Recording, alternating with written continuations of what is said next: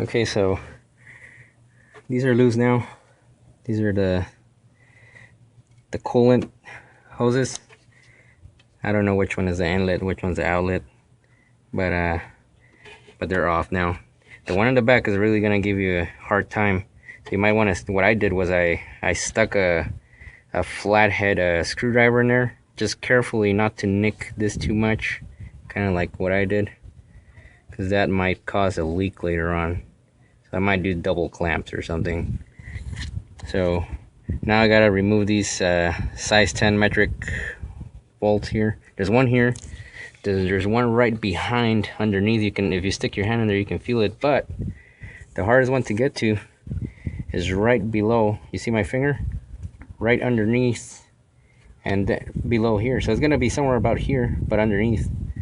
That one, if you happen to have a ratcheting wrench, that'll do.